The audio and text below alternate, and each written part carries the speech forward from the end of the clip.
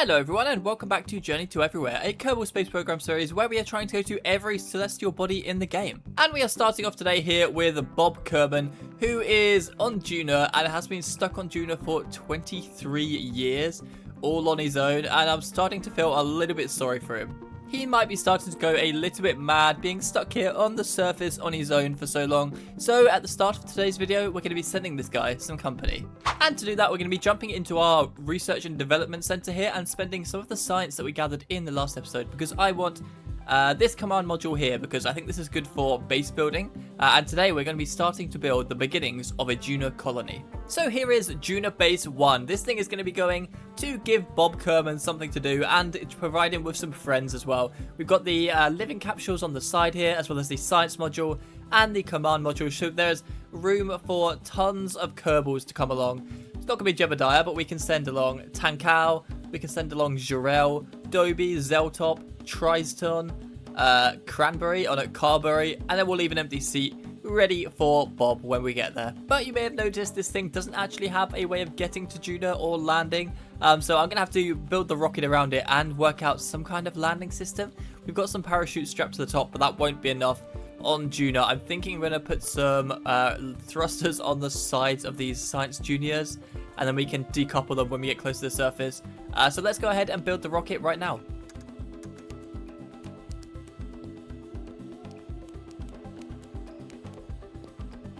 So here it is, the rocket that should hopefully take our Juno base all the way to Juno. We are now in a transfer window. I am a little bit worried about these solar panels on the side here. They might overheat as we take off. I didn't have a fairing large enough to fit this base inside, so we're just gonna have to, do it like this. So let's just jump into the launch and see how this thing goes.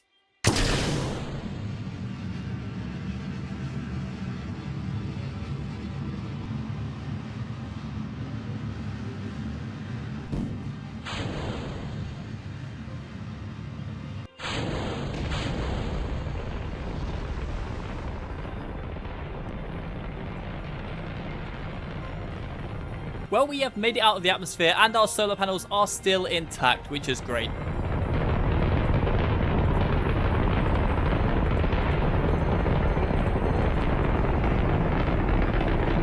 Our Juno base has left Kerbin's sphere of influence and it is now on a collision course with Juno. Well, not a collision course, it's coming within 62,000 meters of the planet. So we're going to warp up to that encounter now and then we're going to circularize when we get there. Okay, the beginnings of our Juno colony has made it into orbit around Juno. We are in a pretty eccentric orbit at the moment, so I'm going to carry on burning just to bring our apoapses nice and close to the surface. We're going to want to try and land it as close as possible to Bob as well. So our orbit at the moment is actually dipping slightly inside of the atmosphere, which means it's not a completely stable orbit. So we're going to have to try and fly close ahead, close over the top of Bob Kerman, and then bring this thing down to the surface. Okay, we are about to pass almost directly over Bob's head. It does mean we're going to be landing in pretty much darkness, which is a little bit terrifying, but there is a little bit of sun, so I'm hoping we'll at least be able to see the surface when we get there. Let's head down to the surface and find out. Okay, we are now on a suborbital trajectory. We're going to burn all of our nuclear fuel out of this stage, and then we can drop off and change to our landing stage.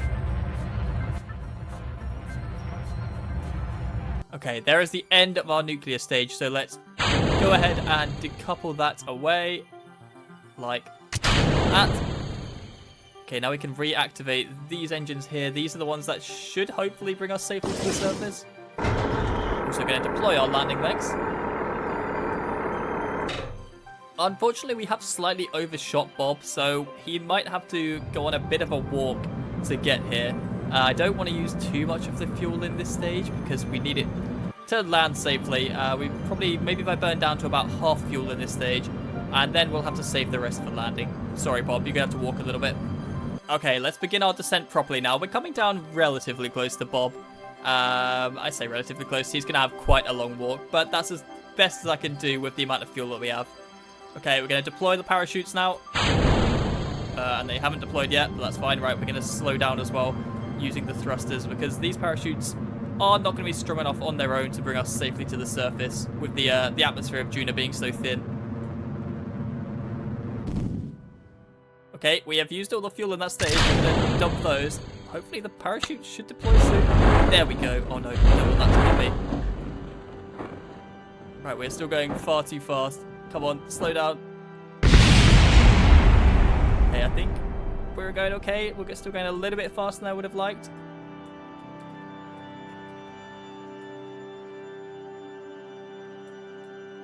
Well, the base has made it to the surface. Unfortunately, it's not standing upright, but it made it in one piece, and that's all that matters. I want to flip it, but I don't want to break the solar panels.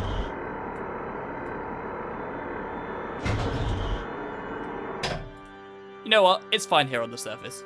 I also forgot to use the magnetometer boom whilst in space. This does nothing on the surface. So we've just got to point the science part sitting here. That's alright. It will be a little beacon for Bob to look out for. Okay, I'm going to get walking with Bob. We have set, or we will set this thing as a target. Like that. And then Bob can just begin walking towards his new home. Okay, it seems like it doesn't show up on the map when you're in kerbal mode. So let's go into the ship. Right, which way are we heading? 45 degrees. Okay, off we go.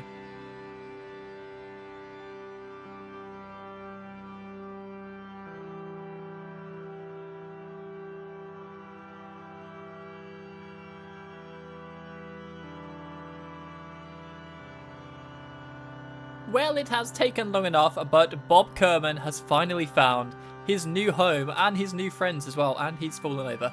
So we're going to take him over to the Juno colony now and get him sat in his seat, and then we can start using the science module to generate, hopefully, quite a lot of science. We've got a lot of science pieces on it. We can take an atmospheric pressure reading, a temperature reading. Bob's got a little surface sample as well that he can give to the scientists on the module to work on. So yeah, let's get to work on that now.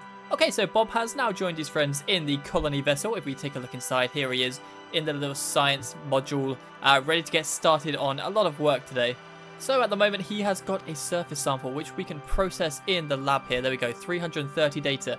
We can also use the seismometer here, 1,100 data. That is amazing. And unfortunately, as we landed upside down, the thermometer is on the bottom of the craft here, but we can log the temperature and get 440 from that. And we should also have an atmospheric measurer here, 660 from that. We can do a crew report. That'll get us 275. And then we can also get an EVA report as well. Let's get Bob to hop outside and give us a report of what it looks like on the surface. Okay, EVA report. There we go. Everywhere you look, you see red. Brilliant. Okay, so the lab is actually full of data at the moment, which means we can start our research here on the surface of Juno and just start gradually gathering science. There we go. Look, you can see the science ticking away like that.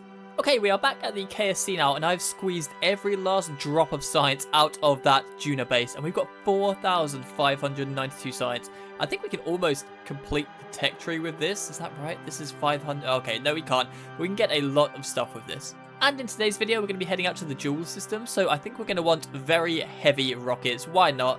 We'll get the biggest rockets possible to take us out as far as you can possibly go. The RTG would also be incredibly useful, so I think we're going to go ahead and research that. So we've got unlimited power out as far as Joule. And we've still got 2.5 thousand, so I think I'm going to go ahead and unlock all of this stage here to bring us up a level. We're still on 2,000, and we've got, these are 300 each. Okay, we'll take the large volume containers. I'd love to get the mining stuff. Where is that? Okay, here is the ore mining stuff. So we're going to go ahead and research that because that would be great to use at some point. We'll take scanning tech as well so we can find out where all the good spots for ore are. We'll take the unmanned tech. Okay, 562 left. We've got enough for one more thing. And I think we'll take this advanced metalworks.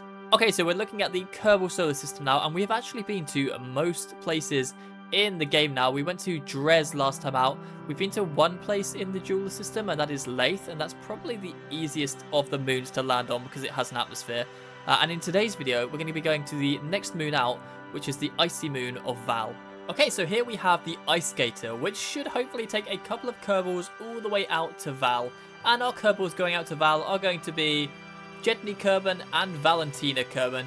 I'm not gonna lie, I thought Valentina Kerman exploded in the upper atmosphere of Eve, but I guess not. I guess that must have been another kerbal. I don't know. But yeah, Valentina's going off to Val.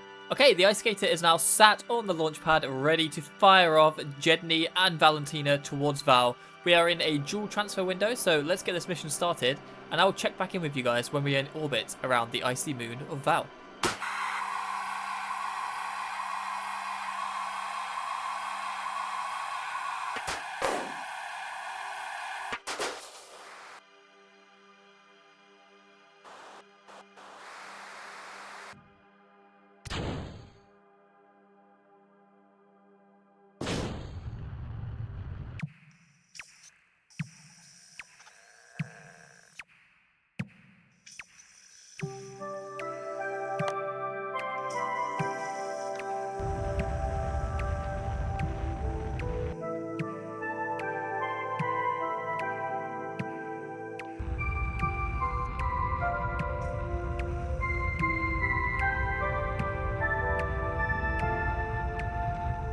Okay, so the ice skater has made it into a nice and circular orbit around Val now. As you can see, we're 50,000 meters above the surface and we are ready to descend.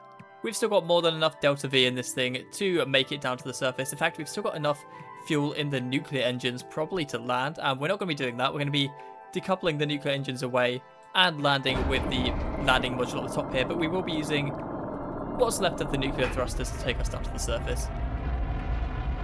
And there we go, we are now in a suborbital trajectory. We don't really want to land on these mountains here. I want to find somewhere pretty smooth to land. I mean, the surface that's directly below us now looks perfect, but I don't know if we're going to get to 0 meters per second quickly enough to land down there. Okay, we are coming towards the end of our liquid fuel now in the nuclear stage. Once that's burned out, we will drop these nuclear engines down to the surface. I should probably also retract this magnetometer boom because it's not doing anything at the moment.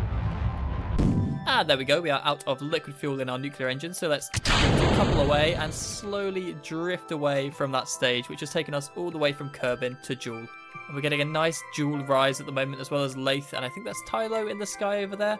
Alright, let's fire up the next set of thrusters, which should land us safely on the surface. Okay, we are coming down quite close to the mountains, but we should just about miss them and land on this slightly smoother area down here. We are going a bit fast at the moment, so we better fire up the thrusters again to slow us down. Joule has disappeared back below the horizon now, but we've still got Lathe in the sky and the sun as well, which is nice. Okay, I'm going to switch my surface mode because we are over a slightly elevated terrain, just to check that we're not going to crash into a mountain. Yep, we are definitely landing close to one of Val's bigger mountains. This thing is pretty high elevated above from where we're going to be landing. I mean, we're already at the height, I think, where we would have hit the top of the mountain. So it's over 3.5 kilometers tall, which is pretty cool. Okay, the whole terrain looks pretty rough, but I think we've got a fairly smooth landing area. We are coming in a bit fast, so let's slow ourselves down. I don't see our shadow yet. Let's have a look out for that. Okay, we are very close to the surface now. There is the shadow. Right, let's get our speed down to about 10 meters per second would be nice. There we go. And then gradually ease our two kerbals down to the surface of Val. And there we go. Perfect landing. Okay, so let's extend our ladder and send Val down to the surface to plant a flag here on Val. So there we go. We've made it all the way from Kerbin to this icy planet. Oh, and if I click through the floor, apparently I can see Joule. That's kind of cool. Unfortunately, our satellite system doesn't quite link up to this part of the solar system. We can't send any data back from here at the moment, which means I'm going to have to put a few more relay probes around the solar system so that we can send data back like this surface sample here, which says that you chip away the frozen surface and deposits some of the blue surface material into a container. Brilliant. Yep, we could have got 90 science from that, but at the moment we can't get any. But that's okay, we can put some more relay links out in another episode. But that's all I've got time for in today's video. I hope you've enjoyed. If you have, please do feel free to leave a like and maybe even consider subscribing. And I'll see you in another video very soon. Goodbye.